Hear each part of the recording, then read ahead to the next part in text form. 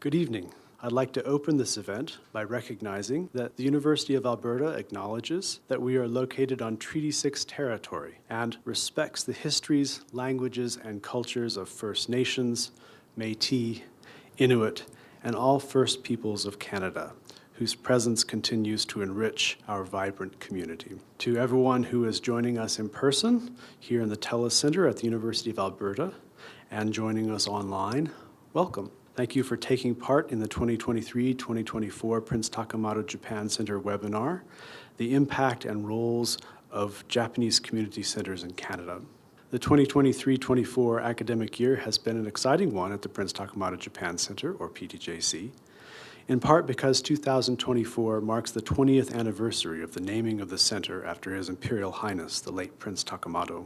In recognition of this milestone, my colleagues at the Center and elsewhere in the University of Alberta and I have been seeking to carry forward the momentum that the PTJC has developed in recent years in its many areas of activity. One of the key ways that we're attempting to do so is by continuing to serve and partner with Canada's Japanese Canadian community. For instance, thanks to the leadership of Dr. Aya Fujiwara during her most recent term as director of the PTJC, the Center is contributing to the international SSHRC-funded symposium Past Wrongs, Future Choices, which will take place at the Banff Center in November. My colleagues and I are also grateful to have had the opportunity and continue to have the opportunity to work closely with members of the Edmonton Japanese Community Association, such as on the Gordon Hirabayashi Anti-Racism Project, and to work with friends and partners elsewhere in Alberta as well, such as with the Calgary Japanese Community Association and the Nikka Yuko Japanese Garden in Lethbridge. We're really excited that the EJCA and the National Association of Japanese Canadians are allowing us to help with the organization of the NAJC's next annual conference, which will be here at the University of Alberta in October of 2024. We hope that this evening's webinar will also contribute to the deepening of our contribution to the community and our partnership with Japanese Canadian associations and community centers. We hope that it will advance the understanding of Japanese Canadian history and experience, further the fight against racism, and empower us to collaboratively advocate for equity and inclusion. This evening's webinar would not have been possible without the generous assistance of a number of supporters. I'd like to express my sincere gratitude to the Consulate General of Japan in Calgary, which has very generously provided the financial support that is making this event a reality, as well as a great deal of administrative support. I'd like to extend my special thanks to Consul General Watabe Takahiko, who has been a steadfast supporter of the PTJC for the duration of his service in Calgary, which unfortunately for us has just come to an end with his retirement from the Ministry of Foreign Affairs and his return to Japan. My colleagues and I wish him all the best in his new undertakings. I'd also like to thank our 4 experts and community leaders who are volunteering their time so generously to be part of this event this evening: Dr. Aya Fujiwara, Mr. Roger Teshima, Dr. Henry Tsang, and Ms. Michelle Day Miles. I'm really looking forward to learning from them and discovering new ways that we can work together. I would now like to invite Mr. Hiromichi Matsuo, the Deputy Consul General of Japan in Calgary, to get us started by offering some opening remarks. Please join me in welcoming Mr. Matsuo.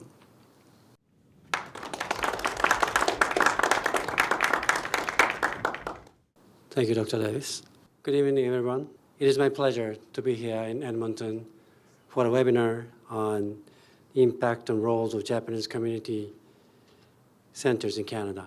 On behalf of Takahiko Watabe, Consul General of Japan in Calgary, I'd like to thank the Prince Takamado Japan Center for making this webinar possible. I would also like to express my most sincere appreciation to our guest speakers for offering their expertise in today's topic.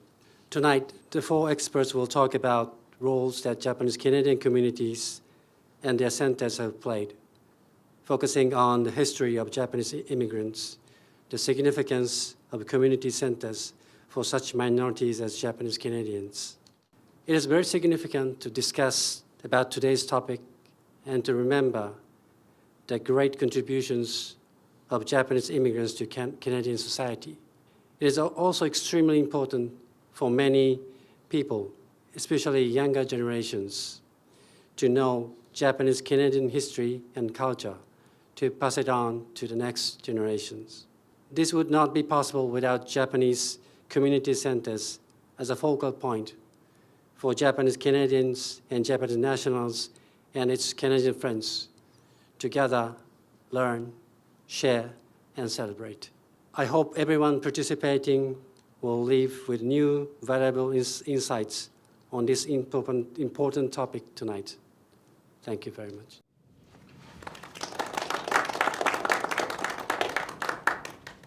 Our first speaker this evening is Dr. Aya Fujiwara of the Department of History, Classics, and Religion at the University of Alberta. We're especially fortunate that Professor Fujiwara is here today because she is an expert in Japanese Canadian history. She is, for example, one of the organizers of the federally funded international research project Past Wrongs, Future Choices. We're grateful that she's lending her knowledge to our discussion tonight with a presentation entitled Constructing Identity at the Crossroads, Historical Roles of Japanese Canadians Community. Please join me in welcoming Dr. Fujiwara. Good evening. First, I would like to express my gratitude to Consul General of Japan in Calgary for inviting me to this talk and also funding and organizing this event. My special thanks goes to Vice Consul Ito Takamasa for his long-time support and commitment to this program, and also to the PTJC. Thank you very much for your work. My presentation is an introduction to the panel, much more interesting talk to come, and we'll review the historical roles and functions of ethnic community spaces, centers, and associations, drawing some examples from the history of Japanese Canadians. As the world becomes increasingly interconnected, we assume that globalization is a process of producing cultural, economic, and social homogenization. Such a process was frequently discussed from the perspective of Western hegemony, capitalism, and colonialism since the modern era. Global dominant forces such as developed countries, mega multinational corporations, and communication technologies inevitably threaten the cultural survival of periphery nations that do not possess economic and political powers. Then, what are the roles and functions of ethnic centers and associations in the 21st century? In Canada, homogenization of nation, on the one hand, has always been discussed in the context of settler colonialism. In the late 19th and early 20th centuries, during which Asian immigrants began arriving in Canada, British mainstream society problematized their communities as they were racially and culturally unassimilable. The ideology for the melting pot, the idea that all white ethnic groups would merge into a nation culturally, economically, and biologically through education, interaction, and intermarriage to produce a better northern race and culture, emerged as an integral part of the assimilationist project in the 1930s. Scholars, philosophers, and commentators expressed their model of Canadian culture in their essays in journals, newspapers, and academic periodicals. Even then, racialized immigrants such as Asians and the Black were outside of this scheme. Canada's heterogeneity, on the other hand, has been associated with the policy of multiculturalism since its implementation in 1971. But the policy has been under attack for the past 5 decades as promoting cultural fragmentation, eroding national unity, threatening national safety with terrorist activities, embracing immigrants' illegal practices, and most recently, putting public health at risk. Racism lies in the core of this argument, but since the 1990s, immigrants themselves who rather wanted to be Canadian began criticizing multiculturalism as a state policy to install cultural differences in a homogenizing society artificially. Phil Ryan attributed the criticism of multiculturalism that emerged in the 1990s to various elements, including Canada's large national deficit, the NAFTA agreement, and the influx of Hong Kong immigrants to the west coast of Canada. In this context, scholars have traditionally seen the roles and functions of ethnic centers and associations as a space between immigrants' homelands and host societies. In this view, it was the first place at which immigrants stopped before they departed for mainstream society. These associations and centers resulted from migration. As Will Kimunika argues, this is a quote, immigrants come as individuals or families rather than entire communities. But after immigration, such immigrants often coalesce into roots associations, end of quote. In this transnational space, according to the old theory, they gained psychological, economic, and occupational guidance that prepared them for become full-fledged Canadians. At the same time, as the generations changed, they nurtured the in-between identities, which were different from what they had before. So Japanese ethno-religious centers, aid societies, and associations, no doubt, assisted new immigrants in history, but understanding ethnic centers and associations as a stepping stone or a niche for immigrants runs the risk of discounting the significance of these associations in the 21st century, where the majority of immigrants arriving in Canada are westernized economic class professionals or business people. At the same time, there is a false notion that ethnic associations in general are outdated and only exist for the people who refuse cultural adaptation. Ethnic associations, centers, and sites, both secular and religious, are philosophical and psychological and physical expressions of groups in relation to society, history, and collective memory. At the same time, they can be a political strategy to produce social capital, give voices to marginalized people as a group, and negotiate rights and privileges with the dominant culture. In Canadian history, there was no single reason for immigrants and their descendants to create ethnic centers and associations. In that sense, as Adeline Rich set forth with Politics of Location, ethnic institutions are, this is a quote from Sang-Woo Lee's feminist study, variably formed according to historical and spatial context, end of quote. So, for example, groups such as Jews and Ukrainians who did not possess their own sovereign states attached different significance to the creation of ethnic associations in North America from the Japanese who came from an established imperial power. At the same time, the community itself has different meanings to different groups. For example, for the Mennonites, it is a communal lifestyle, while for Asians, the notion is strongly tied to a sense of self in Confucian values. Ethnic associations and centers also emerge due to internal conflict within single ethnic group. Japanese Canadian communities have been diverse in the past and the present, and various ethnic centers and associations have been established since they immigrated to Canada. I cannot, of course, go through everything, but I want to highlight how Japanese Canadians related themselves with Canada through some organizations. Some of the old Japanese associations were the Canadian Japanese Association, established in Vancouver in 1897, the Calgary Japanese Association in 1907, and the Raymond Japanese Association in 1914. These associations were established mainly by Issei, the first generation, to exchange information, observe cultural heritages, and promote mutual support.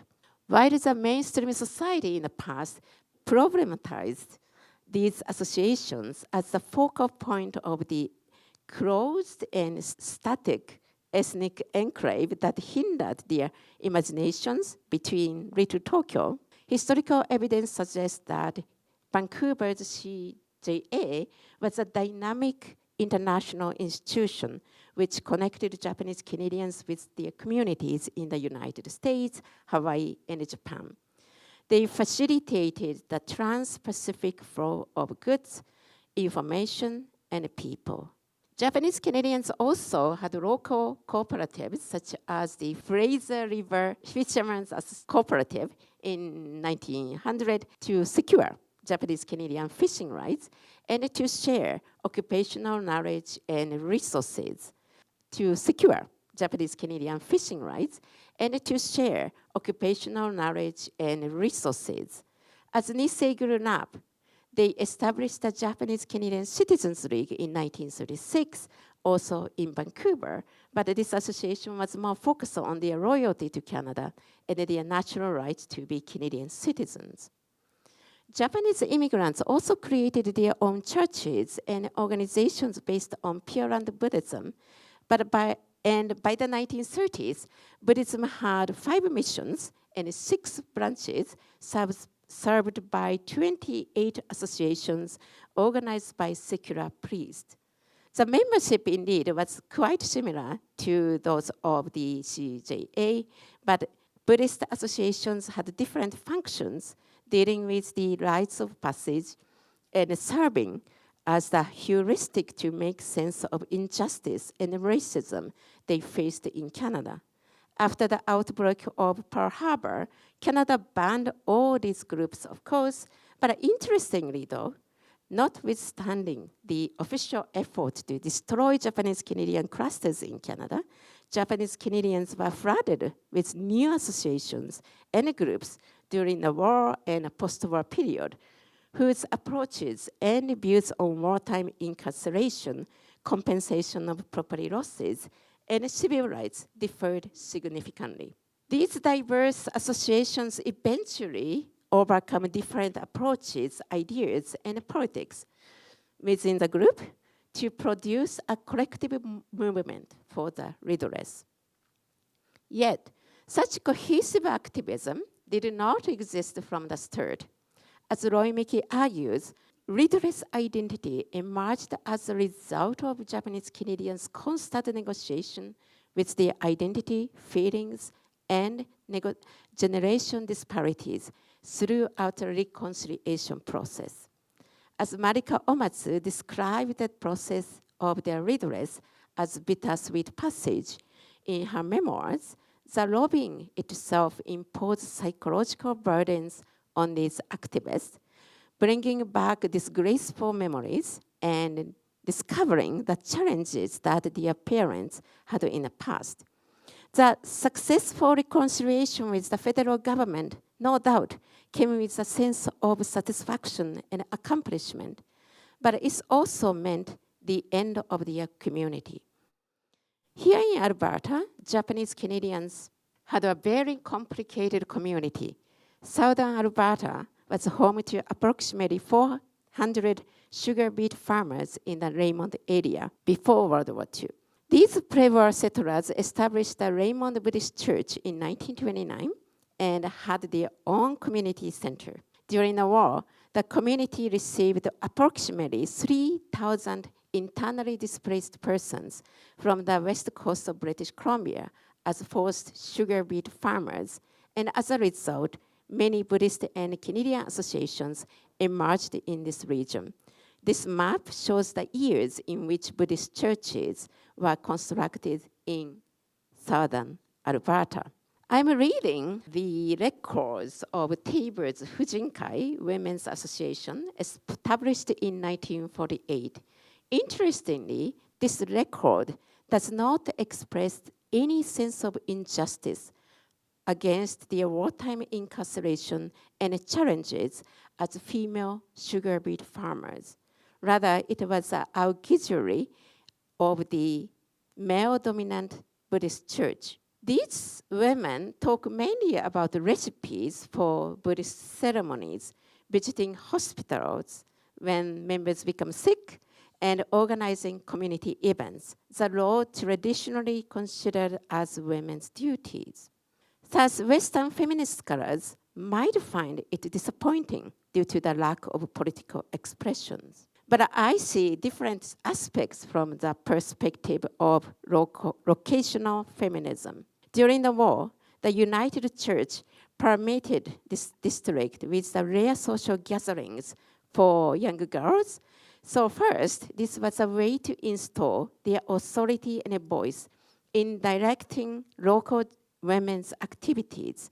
Second, although the federal government hoped that wartime hardship would urge them to abandon their traditional practices and blend into the local community, these Issei women choose to recreate their own space defined by gender, ethnicity, and religion. Finally, Fujinkai members, fully aware of the post-war instability among Japanese refugees in this area, because people are leaving the sugar beet farms, try to retain their memories of sugar beet community. For many, the sugar beet project was temporary, and the Japanese community ties were fragile. I'm not going to talk about the Nikka Yuko Garden in Lethbridge, of course, because we can hear it from Michelle. But almost 20 years ago, when I was still a graduate student, I was contracted by the Heritage Site and Monument Board of Canada to explore this region. I remember walking through the garden with Robert Hironaka, such a wonderful person, and the former chancellor of the University of Lethbridge, whose family had long roots in Raymond. He explained how the idea of the garden originally came from, namely a Buddhist priest, Reverend Yurtetsu Kawamura, and how people in this community embraced this project. I could tell the full story of Japanese Canadians were embedded in this garden. It was such a wonderful experience. So to conclude my presentation, community centers, sites, and associations are dynamic responses to and expression of the changing world. Any center or site, including the formal ones, cannot be detached from its history, people, and community to function. Without engagement, no community center could survive. In the current world, where we see so many crises, such as conflict and racism, the roles of the ethnic centers and communities have become more important as expressions of intersectional identity, historical memories of injustice, racism, and conflict, and commitment to our future and humanity. Thank you very much.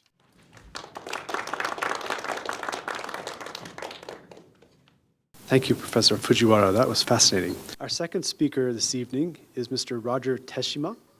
He is a community leader of long standing in Calgary, where he has served as president of the Calgary Japanese Community Association. He's currently the chair of the Calgary Japanese Community Association's Legacy Project, which is leading the way in creating a new physical facility and space for the Calgary Japanese Community Association.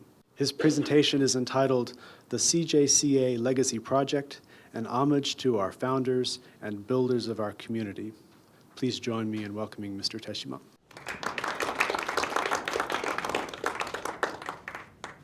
Thank you very much, Walter. It certainly is an honor for me to be invited to join this group. I'm not really sure why. Walter talked about 4 experts. Well, I can probably tell you that maybe 3 out of the 4, but certainly I'm not an expert in any particular field, but someone who is highly interested in the Japanese-Canadian story. A new CJCA Center is a dream some 50 years old. The original founders of our community association were forward-thinking and saw that there would eventually be a need to expand our building to house all the events and activities of our growing community. A few years before the COVID pandemic shut us down, a motion was put forth at one of our AGMs about this expansion idea that had been lingering for decades. A feasibility study was launched, and Dr. Henry Tsang stepped forward to investigate our options. Out of that study came this proposal, which would be described by Dr. Tsang next. I'm anxious for you to hear about our project, and I never get tired of hearing all about it. At that time of the feasibility study, I was serving as president of CJCA, and Maureen Coleman was the vice president. We together took the responsibility of moving this project forward.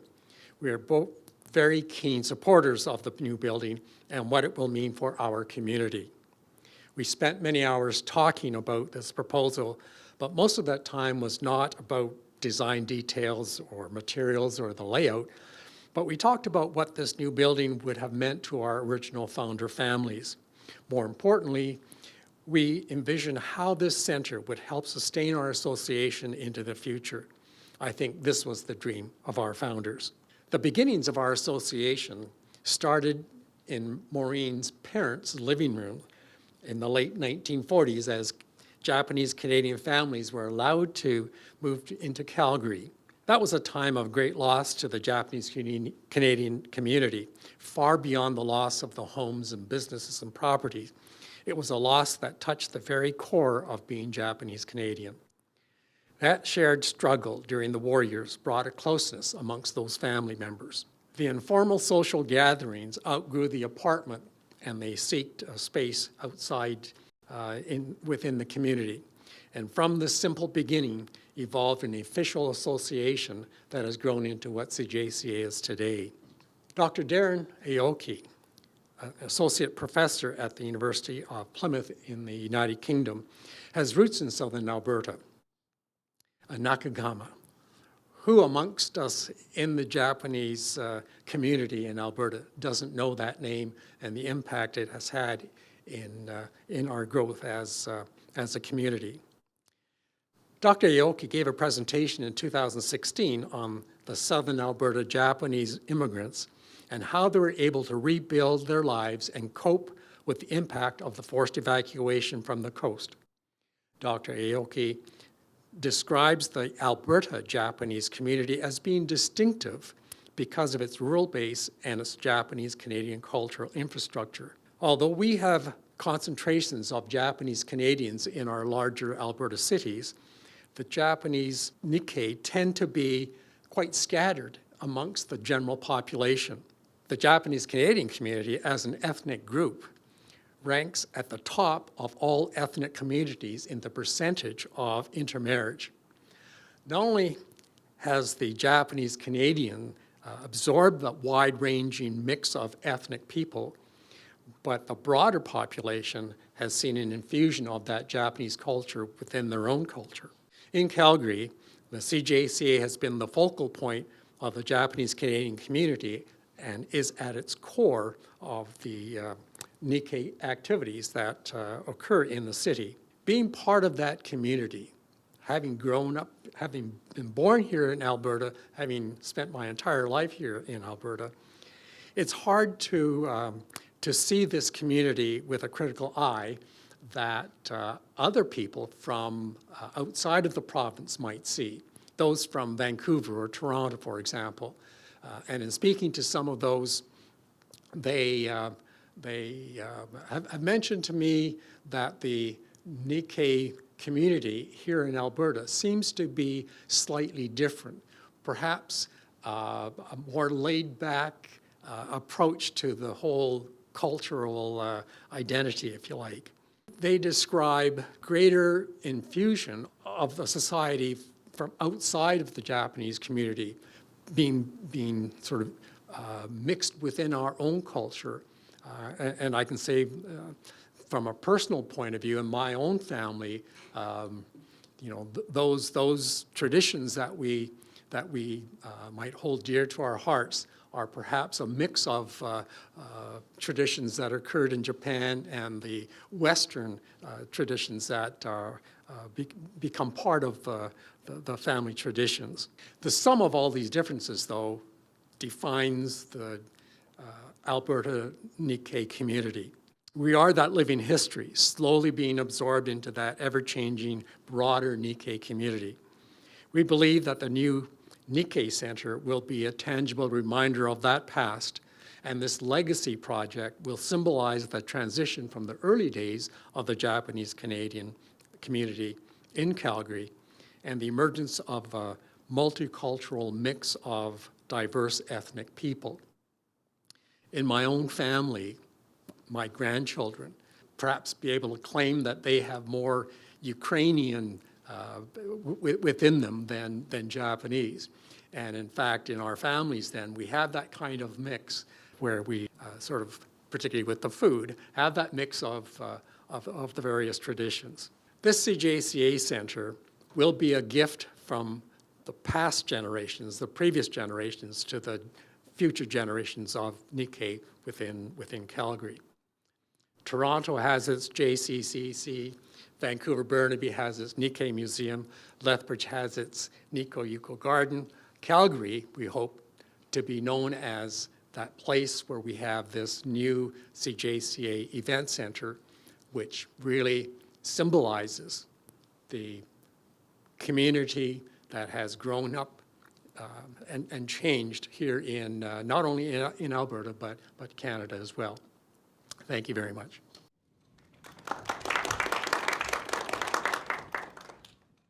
Thank you very much, Roger, for that wonderful evocation of the meaning of the proposed facility.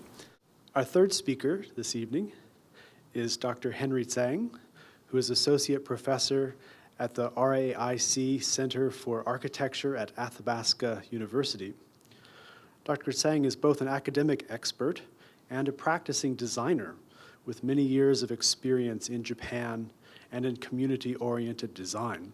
For many years, he practiced in Japan with Nihon Sekkei, one of the country's largest architectural companies, working on several major projects, including the Japanese Pavilion for the 2010 Shanghai Expo, and reconstruction projects following the 2011 Tohoku earthquake. In 2020, Dr. Tsang and the Modern Office of Design and Architecture were awarded a Canadian Architect Award of Excellence for creating the design that Dr. Tsang will speak about today, the design for a new facility for the CJCA.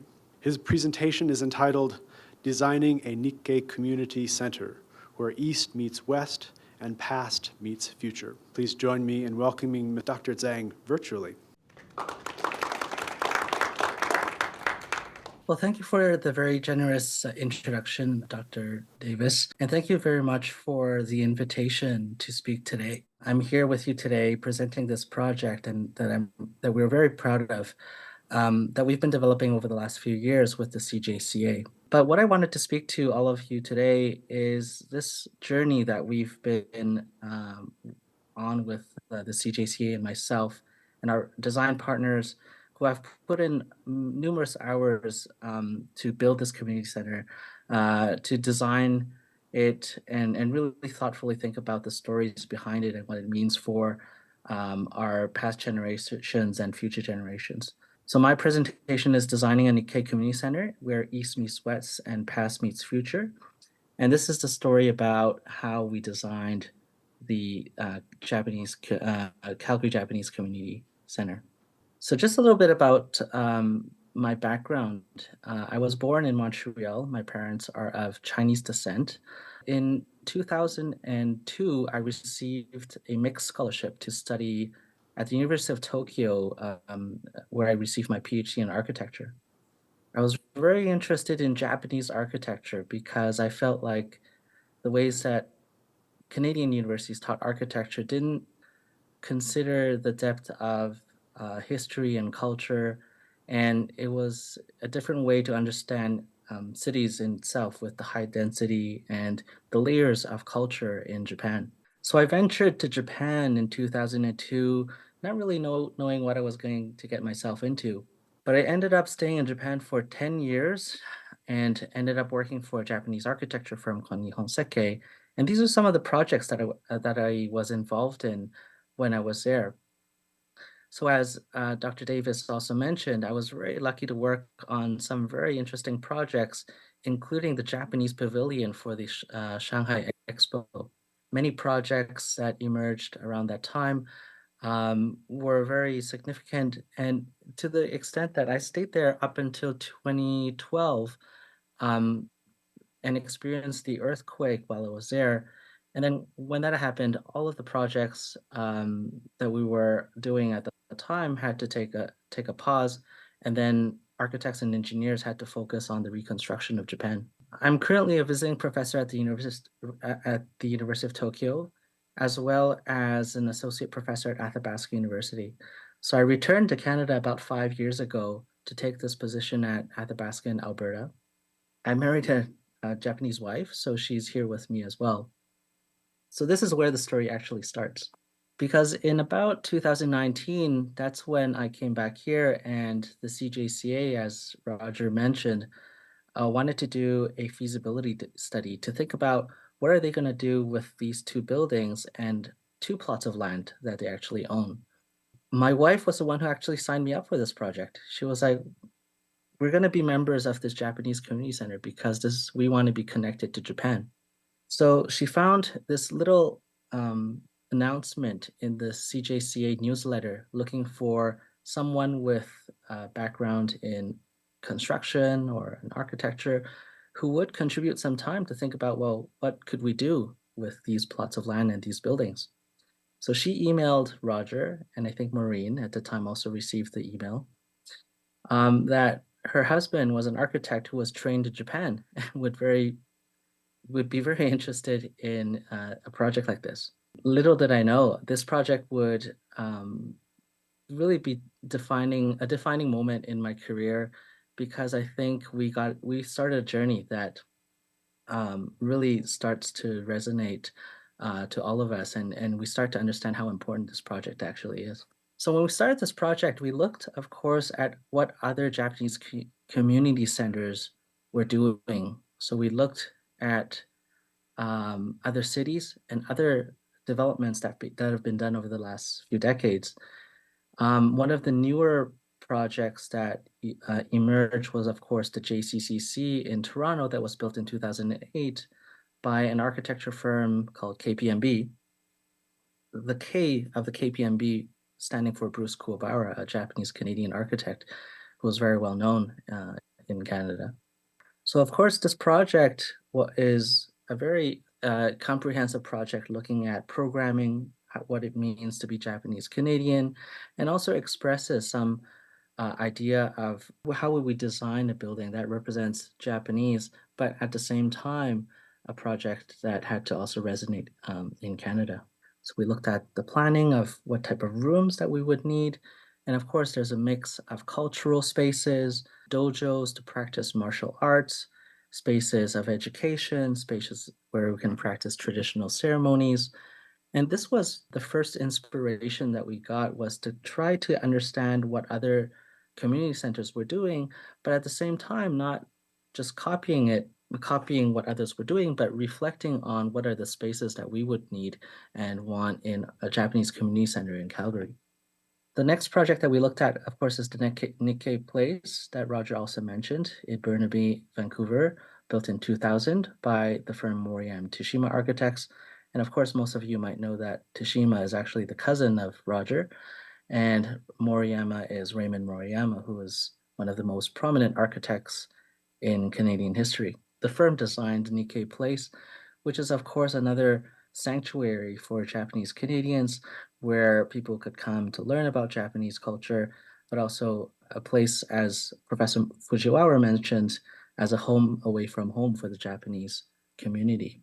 What was interesting about this project is that it not only was a community center, it functioned actually as a historical museum where many artifacts of Japanese Canadian history is being housed. And of course, most of you know the Asahi baseball team, a lot of their artifacts are actually in display. There's also the Sakura So housing, which is very interesting because this is one of the very few Japanese community centers that actually have a housing facility for their members, particularly for the aging community. And a precedent study would not be complete without mentioning the mecca of Japanese Canadian culture centers, which is the former JCCC, built in Toronto in 1963 by none other than Raymond Moriyama himself. He was a fresh graduate. At 26-year-old, he was tapped to design the very first Japanese community center in Canada. Not only is this building iconic, but it really set the bar for all of the Japanese community centers to follow. What is very interesting about this project is that it was a reflection of what it meant to be Japanese and Canadian. And of course, Raymond had been in the internment camps, and he had experienced imprisonment and the tortures of being in that situation. So a lot of the experiences that he had was reflected in the design. So this is actually as an excerpt from the design description on Moriyama Teshima Architect's website, and it says, while the building materials are quite modern, the proportions of the building, the landscaping, and details are very traditionally Japanese. The building also has elements designed to draw parallels to the experiences of those Canadians incarcerated during World War II. So the two-story windows in the main hall have lattice reminiscent of bars, and rainwater is directed off the roof using chains, as you can see on the right, attached to stones on the ground. To me, this expression of the story of Japanese Canadians is done so elegantly that it really tells the story of what it means to be Japanese and Canadian at the time of its construction. So in our search for a design for the Japanese Community Center in Calgary, we looked at inspiration from, of course, these precedent buildings, but also in Japanese aesthetics and architecture. So one philosophy or one principle that we were very interested in is to explore this idea of shibusa, which is this idea that encompasses philosophies of simplicity, implicity, modesty, naturalness, everydayness, and imperfection. And also this concept of wabi-sabi, which is the beauty within imperfection. So you can see that in how the Japanese gardens are built, how naturally deteriorates and where it finds beauty. We also see it in the enso. You see in the bottom where if you draw a circle, there's a beauty in how it's imperfect. We looked at inspiration in Japanese architecture through principles of Ma, which is the harmony of the mass and void, that balance between dark and light and mass and void. Understanding of layering and framing in Japanese architecture, how every piece of element of the Japanese buildings are meant to frame an element of the natural landscape. And the threshold between inside and outside in Japanese architecture, that's called the engawa, where there's a space deliberately between the inside and the outside so that you can appreciate the space that opens up to the gardens. Looked at culture and tried to understand who are the people we're building for. We looked at the history of Japanese Canadians, and I won't repeat these because Professor Fujiwara gave you an excellent presentation about the history. It was really about Japanese people immigrating to Canada, but finding social acceptance and adaptation. So on the left, you see this intention to really preserve Japanese traditions through dance, through culture, through language. But on the right, there's also this other side of their experience where they're trying to adapt to a new country, learning how to speak English, play hockey, and really adapting to a new environment. We looked at the neighborhood where the CJCA was located today, and this is the type of architecture of kind of a post-war suburban town, not very high density, but at the same time, it's a growing population, and you can see some modern buildings at the same time mixed with some more post-war architecture. And we looked at how would we reimagine Japanese Culture Center within this context. And one of the intentions was to really think about this new building as a place where different generations of Japanese Canadians would come together through the programming. What we mean by the program is the type of rooms and how they kind of work together, but also making sure that it also comes back together, that seniors are not segregated, but then the children and the seniors and the people who come together will have a space where they can all congregate as a hub where everyone could come together. So this is how our expression of the ma, the balance of the mass and the void, emerged, and making sure that the building also fits well within the neighborhood of Killarney, that it's not imposing and not too big, that it's not a space that's so secluded from the neighborhood itself that it's also welcoming to the neighborhood and the people, like where we would actually add positive space to the community. So this is a study of the heights and the volumes of the building, how we want it to kind of recede from the volumes to give it some space to breathe.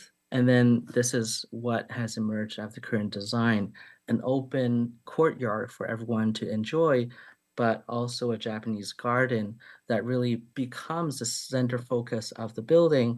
And also for a wayfinding purpose, everywhere you are in the building, you have a view towards the garden. This is a view from the interior courtyard, and this is a view from the inside hall looking into the courtyard. And this is where all the programming of taiko, dancing, any type of event, we would be able to host it here. And what also is very interesting is that it opens into the courtyard. So you can host a 50% event or a 500 people event if you opened up the courtyard and all the space is all connected together. So from the top, you can see what it looks like.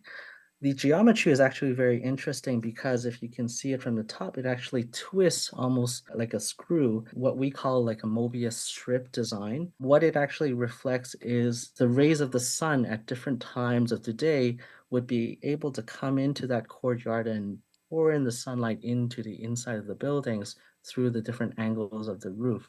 On the west side, which is on the bottom, that's where the roof is the highest, so it would also block a lot of the hotter and more intense suns of the evenings.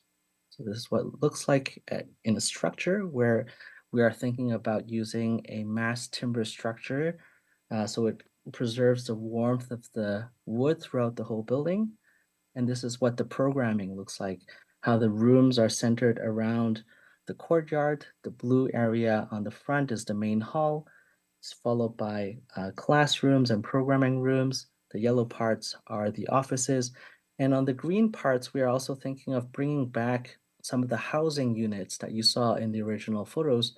On the current site, there is a quadplex that the CJCA is using, renting out to some tenants. We wanted to make sure that that income stream for the CJCA is preserved. So we are actually providing 8 affordable housing units on site as well. Some of the more ceremonial rooms, like the tatami room, and some of the event rooms are also on the bottom and the second floor. Here you see some of the slides talking about the environmental response to the neighborhood, a cut through the whole building to show you how the different roof lines emerge and how it feels like to be in every part of the building under this gabled roof. And this is the floor plan more in detail. We'll come back if there's questions with regards to the actual floor plan. This is the second floor and a section that shows you how everything starts to kind of be activated through this courtyard, the shape of the roof, and this connectivity through the different floors. This is another cut through the short side. And of course, we need to start thinking about the future, and this is where we start talking about green buildings and sustainability.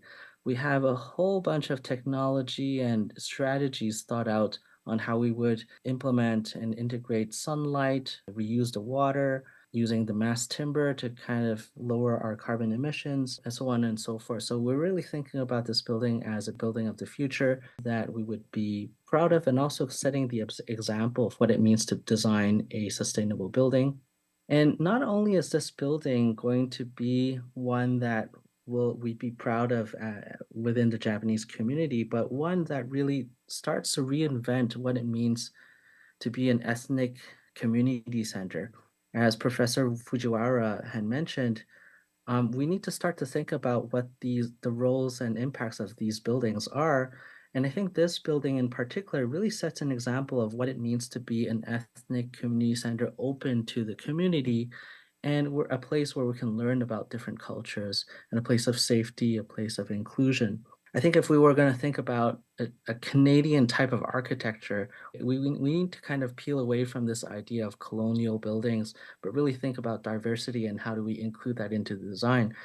And we've been really lucky in the last few years to be recognized throughout the country with this design that's not even built yet. You know, we've been showing these same 10 slides, but we've received the Canadian Architect Award of Excellence in 2020, Calgary Mayor's Urban Design Award, and we've also received awards overseas with the American Institute of Architects. The Japanese Community Association is planning a brand new home. This is an article that David Parker wrote for us for the Calgary Herald, just kind of like spreading the word for us, as you know, helping us announce this project to the community. But as a self-reflection, you know, I'm really grateful that my wife signed me up for this project because these are my 3 children that were born since then, in the last 3 years. And we've been so grateful for the CJCA for hosting Japanese events so that we can teach our children about Japanese traditions like Hinamatsuri most recently. The design of a new Japanese community center really is a home for anyone who's really interested in Japanese culture and who has any lineage to it. So I think that we really need to reflect on what it means to be a Japanese community center that's contextual within Calgary. And I think what we're looking into is stories of the Stampede, of the Matsuri, and this is what makes Calgary unique. And as you can see here, the Yosakoi team, which I am part of, you know, I'm just a small part of this community, but I'm so grateful to have this opportunity to contribute through my experience of being Canadian, but also related to Japan in so many ways.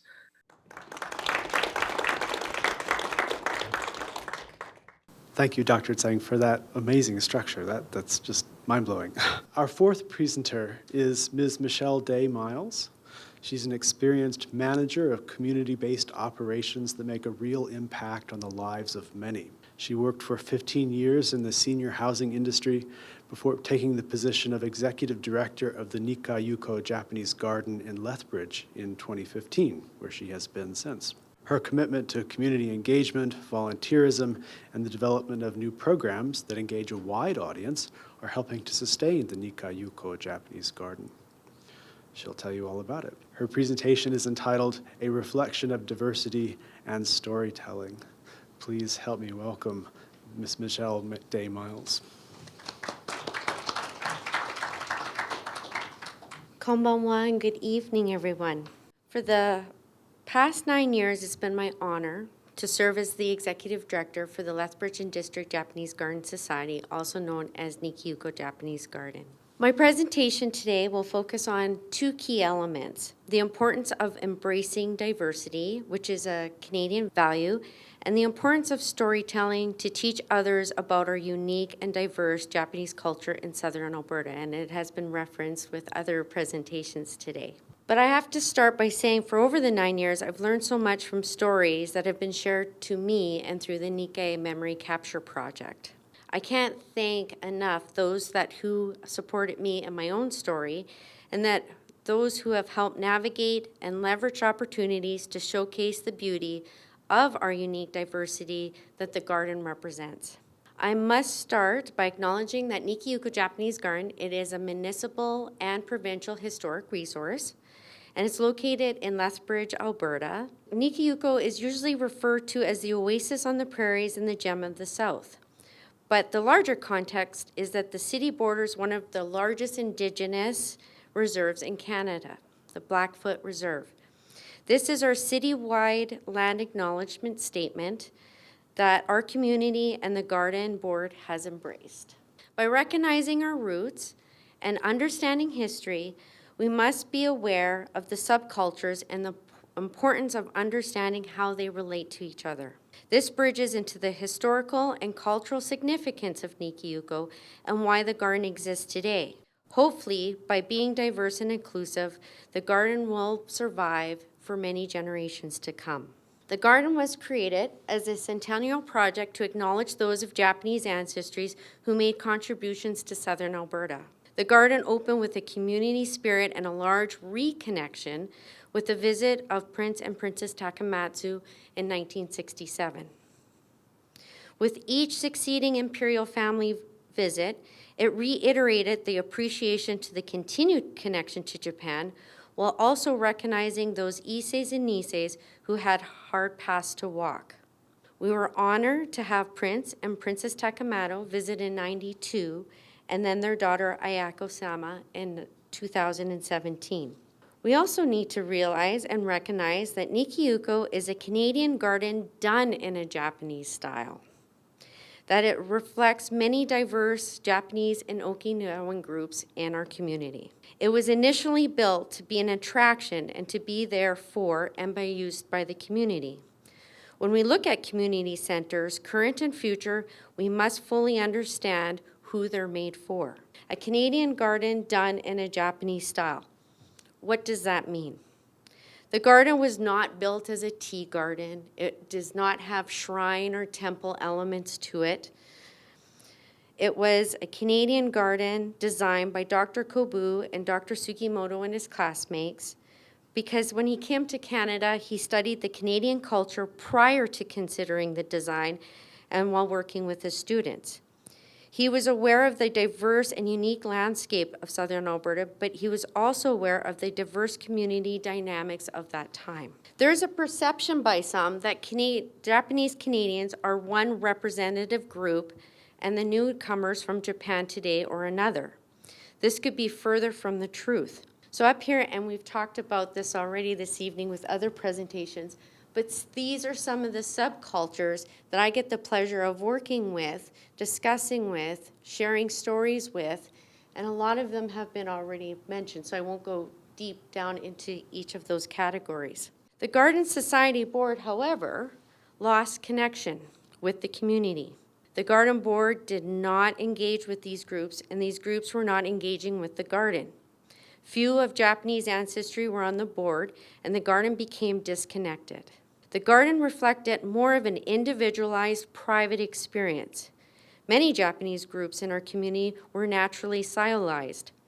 That silo structure happened for many reasons, some generational, some social, but the garden was impacted just the same. At that time, in 2012, this was the mission statement, and as you can read, that is to provide an opportunity to experience the serenity and peace. It was a very inward experience, the garden. Some of the past board members who wanted to place a protection dome over the garden. Some of the older Japanese members wanted to protect a romanticism they had of their memory of Japan. Some wanted to protect their own relationship that they had with the garden. There was, however, younger and newer Japanese and Japanese Canadians who wanted change. Japan and Canada cultures are always changing, and they wanted a place to share. With that mission, with the disconnect to the community, unfortunately, the attendance was at an all-time low. We needed to go on a journey of learning to determine how the garden got to this point. Is the garden living its purpose if only a few were engaging with the garden? We had started to lose some of our original iseis and niseis as they were aging. How could the garden survive if there was no one to advocate for it? Would anyone care if the garden transitioned into a manicured park only enjoyed by a few, or what if the Japanese garden died? This has happened with other Japanese gardens all across North America. What about the continued Japanese contributions to Southern Alberta? Were they no longer valued or not to be recognized by the larger community? Same questions are echoed with community centers that slowly went from a vibrant community hub to venue or private parties and events used by a few. So we knew that we needed to re-engage with the community, and we needed to reach out to all of those groups and leaders within them. It was through navigating and negotiating with ongoing resilience from all those who wanted to believe that the garden needed to be revived. The garden also had new generations who were eager to celebrate or embrace their cultural identity. While the older Japanese Canadians were told to Canadianize, their children and their grandchildren were were engaging in new Japanese cultures and art forms. I always tell people Pokemon Go was not a traditional Japanese cultural art form. So in steps Dr. Carly Adams and Dr. Darren Aoki. In 2017, the Society was starting to plan for a 50th anniversary, and we were approached by them. Dr. Carly Adams was a professor of the University of Lethbridge Research Chair for the Board of Governors, and she was also the director for the Center of Oral History and Traditions. Dr. Darren Aoki, who's also been referenced tonight, is a professor of oral history at the University of Plymouth University, and his research interests include history of Japanese diaspora with the focus on oral history and digital storytelling. And he also has a personal connection, as him and his family are from Lethbridge, Alberta, and area. Together, they teamed up to launch the Nikka Memory Capture Project, a long-term community-based oral history project to spur the narration of the history of Japanese Canadians from 1950s to the present. The Nikka Memory Capture Project, working with the people through the garden's connections, embarking on a journey to hear many diverse voices. The vision was that the voices needed to be heard and captured for those future generations. The 50th anniversary would be celebrated, and those who were connected to the past celebrations were eager to ensure that this one would be just as successful, and they started to speak. Over the last 5 years, at around the same time, the Garden Society Board was also changing members and a more diverse board involved. The board embraced the original purpose of the garden to recognize those who made contributions to the garden and to Southern Alberta. The Society knew that they had to be innovative and collaborative to provide a different form of investment with the horticultural asset to keep the community engagement strong. A golden maple reception was created by the Society to start to share the stories being collected in collaboration with the Nikka Memory Capture Project. Once these voices started to echo through the presentation and brought awareness to a new audience, the community started to reunite and gather. The voices of the past and the current being collected is truly invaluable. The board then went into strategic planning in 2021. The community was very active, and the garden was as well. All of the stakeholders were engaged, and at the same time, the board was advocating to the City of Lethbridge for a new Bunka Cultural Center. So I just want to show who my current board is. We are so lucky to have the people that we do representing all of those types of areas and different diverse groups that are in Southern Alberta. Don Sugimoto family was in the Raymond area. Chie is representing our Okinawa group. Tim Koba, 60s, when his parents came over with the immigration lax. Aaron Crane, tourism. Janet Adachi Elkyard. She contributes to the Memory Capture Project and also volunteers. We have David Tanaka. I call him the godfather of our community. He is a very special gentleman that also sits on the Nikka Cultural Society Board and has made great connections. Rick Williams is our horticultural lead, being parks manager for 26 years. Dr. Gideon Fujiwara, he is a University of Lethbridge professor, Department of History and Religion, and oversees the Asian Studies as a coordinator. Dr. Carly Adams, every board needs a good lawyer, with Rachel, who has a passion for Japanese gardens and tourism, and Robert Jensen's with Alberta Parks. Their advocating worked. Our new Bunka Center had its official opening was in 2022. With the new building came a new mission statement. It shifted from one's internal experience of the garden to one of making sure that the experience for others was inclusive and welcoming to all who engaged and visit the garden and the Bunka Center.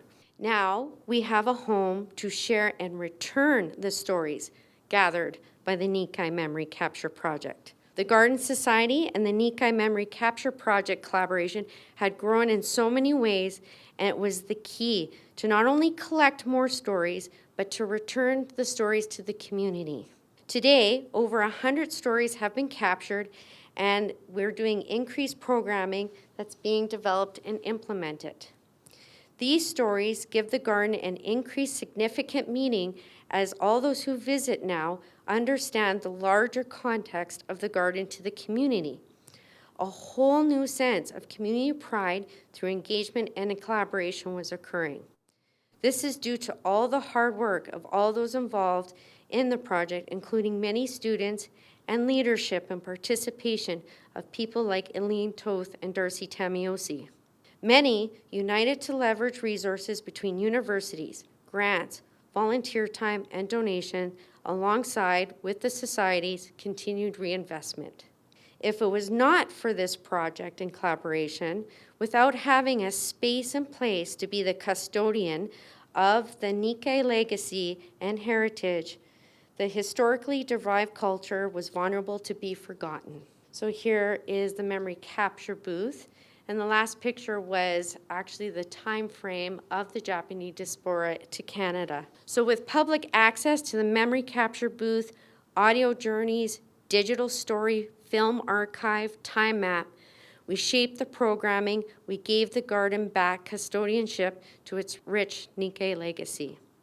It's about returning the stories that have been shared.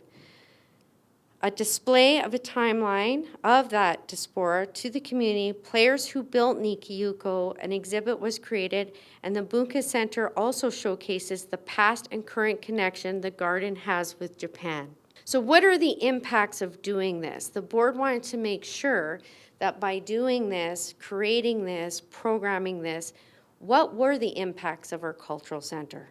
They came down with 3 pillars that they want to make a difference. One is collaboration. They know by collaborating with others that through harmonious relationship, we grow and we need to preserve the garden. Through education, people gain a deeper understanding, bridging cultures and generational divides. And through destinations, visitors from all over the world experience our unique Southern Alberta culture, energizing our local community. So it's a bigger picture than just the garden existing on its own. With that, they had created a new vision for the garden that we wanted to make sure that it was about the community. And this is the difference of guests it made. We went from 12,000 people a year attending our garden with no context to now over 100,000 people attending Nikka Yuko that are learning about our unique, diverse culture. So the lessons, to finalize my presentation, is our diverse board can respond to changing demands and shape these demands according to their strengths and opportunities.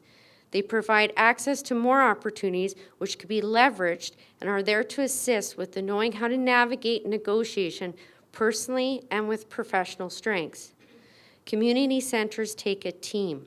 That includes working with key government organization, other key cultural organizations like the Nikka Cultural Society, the Okinawa Society, the Southern Alberta Ethnic Association, governments, the Consul General of Japan's office and cultural team, as well as building up and working with the North American Japanese Garden Society. This also includes our many local businesses, arts and culture groups, and other nonprofit organizations. The garden is more than a tourist destination.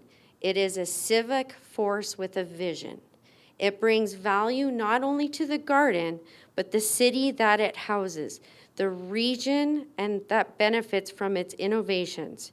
Today, we are still educating some who feel that the garden should be an individual experience of peace and serenity, where that is just a small portion of its purpose. The garden was made for the community, by the community. The more diverse your community is, the more cultural immersive experience through collaborations would happen. So Art Mickey did the work he did because he wanted to make his home Canada a better inclusive place. We want to do the same with the preservation of our garden by sharing the Nikka Memory Capture Project stories through our Bunka Center. We have a power, inclusive, diverse friendship at Nikka Yuko. So with that, I would like to thank the Prince Takamado Center and Walter and Aya for inviting us today, and I'd like to thank the Consul General's office for inviting me as well. So thank you. Thank you to all of our presenters for those fascinating presentations. We had a question from Carmen Kessie. That question was about the construction of the CJCA new facility. When might its construction be anticipated? The truthful answer is that we are seeking funds. Once we have the sufficient funds, we are ready to construct. So it could be next year, it could be 2 years from now. Donations, if anyone has any connections, this is the time. In a project like ours that involve various levels of government, there are challenges in dealing with the various agencies. It's often one of, I think this is happening, but they're often not sort of making a firm commitment, sort of like where's the money? They, talk about various programs, certainly are giving us full support. And as we, gather more and more supporters in that way, others are willing to jump on. It's kind of like a domino set. We're just waiting for the first domino to topple. Once we get that first big donation or big kind of support, then others are waiting for others to go first. It may seem a little strange we're talking about sort of the time that has passed, but keep in mind that this current project started just at the time we're going into that COVID pandemic. And not only did our association sort of shut down or minimize our operation, so did the rest of the country, and the focus shifted to fighting the pandemic. So that's been a real challenge for us. Plans that we had about engaging the community and others really were put on hold, unfortunately.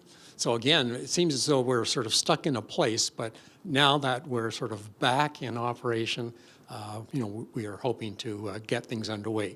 Apropos of plans and strategy and the need for things like raising funds and smoothing out wrinkles in bureaucratic issues, I was struck by Dr. Fujiwara, by your observations in your presentation about how centers are not just static entities and how we really have to reconceptualize them in other more dynamic terms, such as expressions and strategies.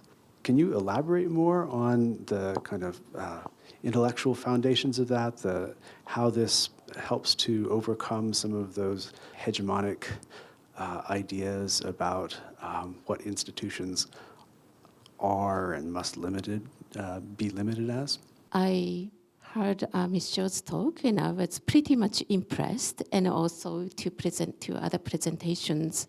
As you know, I was the director of Prince Takamaru Japan Center for past many years. Of course, there are lots of challenges in fundraising and strategy, so many complicated things.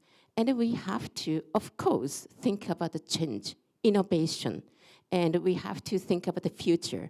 Sometimes I really always wondered, like Ms. Zhou said, is anyone care? Is anyone care, really? Who wants to put the effort and the dedication and spirit into this center? And who can look after the original thought and work of the center beyond personal gains and status? That has been my always the feeling during my term and continue on. And I was quite impressed with the Ms. Zhou's, what you have done with the garden, trying to connect with the new expectations and old community. I think engagement in people's work and passion and dedication is a human resource. It is a resource. So before we talk about the fundraising and things like that, I really think about the human people's commitment and people's spirit and passion are quite important. Thank you. Michelle, can you speak a little bit more to how in the process of re-envisioning the garden, those realizations came about?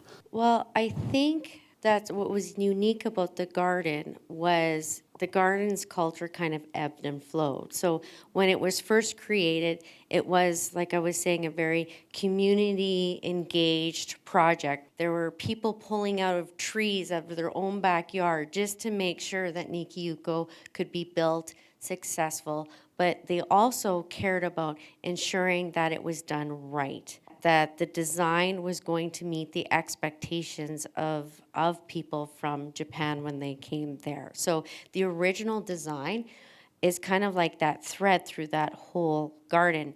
But what changed was as the Iseis and Niseis age, their expectations of the garden and some other people who came to the garden of make it more Japanese. And then it started to flow there of this, oh, it should be more peace and serenity. Oh, it should be, no one should be doing this. Well, we had a huge community doing taiko drums, minyo dancers. All of these activities were happening, and the place that it needed to be housed was at Nikka Yuko Japanese Garden. So it was about having that conversation of, well, it started this way. How did it end up not being engaged, and then giving it back to the community? But you recognize the work and the passion and the time and the listening, the navigating, and sometimes just acceptance. There are certain Japanese community groups in different areas that they have their own purpose, their own way of doing things, their own expectations, and they're happy. So it's about acceptance. Of course, maybe not everyone will engage with Nikka Yuko or participate, but just knowing that the gate is always open for them to have the conversation, I think is what's important, to be inclusive. Michelle, you touched on it earlier that you're speaking not of just the garden, or I'm not just speaking about a building. It's about the people. It's about the history and growth of the community. And that's what we are trying to build, and that's what we're trying to make sure it is carried on.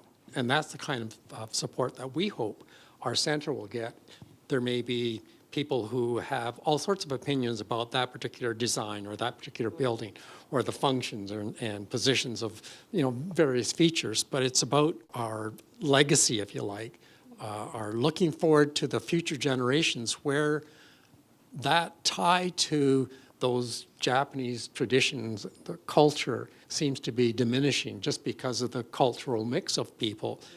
And we want to keep that alive, if you like, because it's an important component of, who we are as Japanese Canadians. I was struck by a number of the metaphors and some of the language that came up in all of the presentations, ones that, if taken the right way, are really generative and that counteract the kind of overly aestheticizing, kind of neutralizing way of thinking about a garden and a space as just an aesthetic space. Words like roots, embedded, journey, these came up.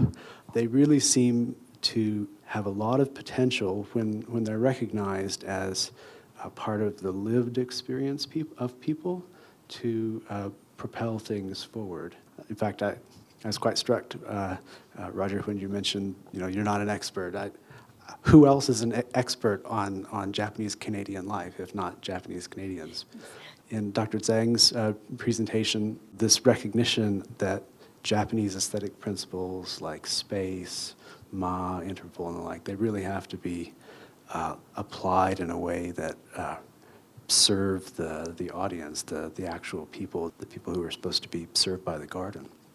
It seemed like a point of continuity through all of your presentations. Dr. Tsang, could you speak a little bit more about that process of taking these kind of abstract general principles of design and applying them through your own experience as a member of this community? In part, you answered the question in your question. One aspect that I think all of the speakers had kind of touched upon is also that the role and impacts of the community centers need to kind of evolve. What we realize is that a community center that was built 100 years ago to serve the first generation of immigrants are now in the second and third and fourth generation of that that lineage, right? The more generation pass, the connection back to the roots starts to erode. And for example, some of the research that I'm doing with other communities like Chinatowns, for example, that are asking themselves what is the relevance of cultural centers today. If it doesn't serve as a safe space for immigrants, or when the fourth generation only speaks English and not Japanese anymore, does it make sense to have this space where you're trying to connect to a different country? So I think the connection to Japan, to the place of origin, starts to change. I think the community centers become more of a gateway to learn about cultures. And if we can also allow ourselves to expand this idea to become a sort of a melting pot for diversity, where anyone who wants to learn about it, you don't have to be Japanese, but as long as you're interested to learn about the Japanese culture, we have people to teach you there. And we're welcoming to the neighborhood. We're welcoming to people in Calgary and southern Alberta, northern Alberta, wherever they're coming from. This is a place where we can teach and we can learn from each other, no matter your background. I think that's what I see as the purpose of a community center today. So I think that we were very clear from the beginning that we didn't want to import a building from Kyoto and just dump it into a suburban town in Calgary, right? We wanted the building to tell an authentic story of immigration, of integration, but also one that is open to the community. I think that's how we wanted the aesthetics to be represented. And throughout the design process, we kept on reflecting on what that means and how we can express it in the design. So just to give you an example, is that all of the timber that you saw in the building, right? All of the wood comes from Canada. And we wanted to really highlight that this is a Canadian rooted building.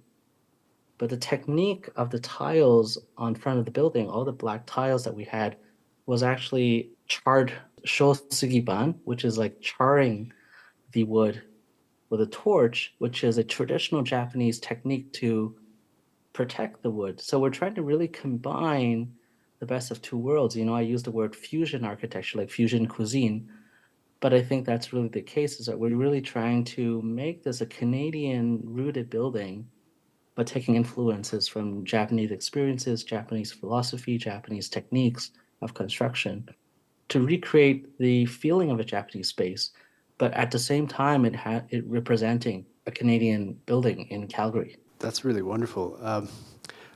Michelle, you spoke so eloquently about the auditory aspects of the garden in Lethbridge, how it can serve to tell the stories of the local community. Are there ways that that kind of auditory angle can be extended to in other directions? One of the big things nowadays is online projection, like what we're trying to do here today. Has the Nikka Yuko Garden thought about trying to expand the way it makes those auditory experiences accessible? Yes, within Nikka Memory Capture Project, over 100 stories that you can hear online from voices. I believe they're at 9 videos now. So right now we have the memory capture booth at Nikka Yuko where you can watch the videos from those audio stories. But what's wonderful about this project is you can contribute your own stories, because I think we need to continue to collect, and it's on so many different topics, which again expands our opportunity to be able to talk about the Japanese community, especially when it comes to food, or because it was different than from Japan, but it was a fusion, if you will, and sport, Japanese Canadian sport. So there's so many things that we can collect, those stories, and then share them back to the community. So the cultural center is just one way. I look forward to seeing opportunities to share with other cultural centers. Also, we're creating little kiosks that we can take to other places with that history with us. So the Nikka Memory Capture Project has been an amazing asset for our programming, and we'll continue to build onto that. Dr. Tsang, are there auditory aspects to the design of the center that you were thinking about when you were designing it? I guess I was thinking about the sound, the way, I mean, you've got that really interesting opening of the space and then the way the spaces continue through the building. I know that, architects and engineers, they think a lot about sound, the control of sound. Are there ways that you were thinking about that in terms of the design of the center for the goals that you described? The idea that we had was because we have this Japanese garden, we also designed the building to be primarily out of wood. So you can imagine the smell of the timber throughout the building. We wanted the building to be accessible to seniors. So that's why it's very flat from the entrance. All of the levels are at grade, and all of the rooms that are primarily public are at grade. So we wanted to design it to be very accessible for seniors, and everyone could experience the garden and the interior spaces kind of, in terms of a social justice kind of perspective. In terms of sound, one of the main issues that came upon us was the neighbors have been complaining about taiko drums ever since, the current CJCA hosts the taikos every week. And one of the requests was to have the building soundproofed so that the taiko drums don't resonate to the neighbors. And we've sort of addressed it, and we took the hall so that it's not so close to residential areas, and we made sure that we selected materials that soundproof the building enough. You can start to imagine the sensory experiences of the smells of the garden, the smells of the timber mixed with the sounds of the taiko and the dancing every week. We made it so that it also opens into the garden, like I explained. So there is a possibility to host events outdoors and indoors, which is something that we are not able to do at the current CJCA. And, I'm sure that, the Nikka Yuko does a lot better than us, or even the PJT, Prince Takamoto Center. So we're really hoping to make this new center the experience much more like a Japanese garden in some ways, that there is a play between indoors and outdoors.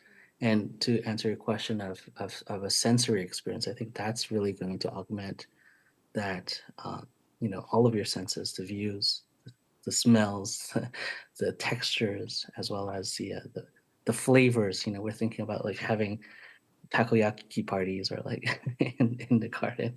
Thank you. That's a really evocative description and makes us all the more look forward to this new facility in Calgary becoming a reality and forging closer ties with the Nikka Yuko Japanese Garden in Lethbridge.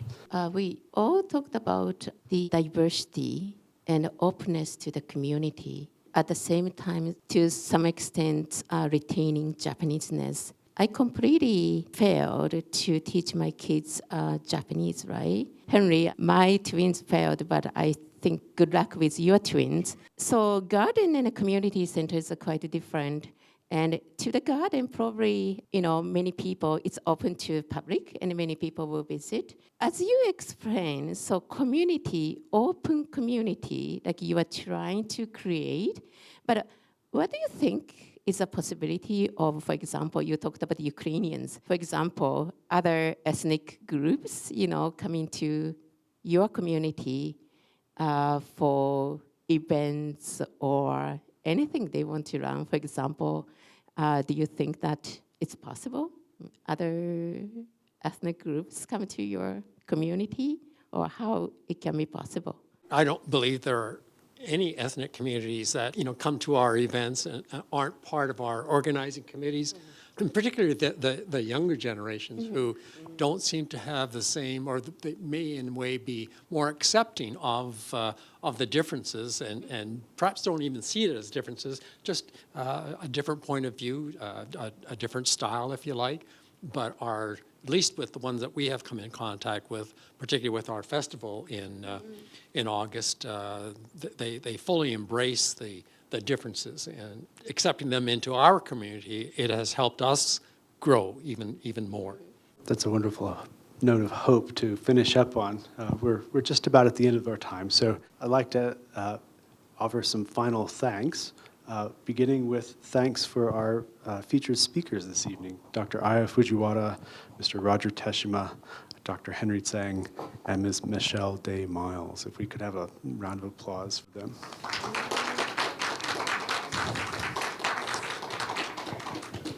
And I also want to express my thanks again to the Consulate General of Japan in Calgary, to Consul General Watabe, to Deputy Consul General Hiromichi Matsuo for coming all the way, Vice Consul Takamasa Ito for coming all the way, Ms. Mariam Bushtawi for helping organize things on the consular side. I also want to thank Ms. Ray Kondo and Ms. Aya Kimson for helping organize things within the center, and Claire Peters and Grant Wong, who are running our tech, and all the people who've made this event possible. Thank you to everyone who's come here in person and joined online. Thank you, everybody, and it's been a wonderful event.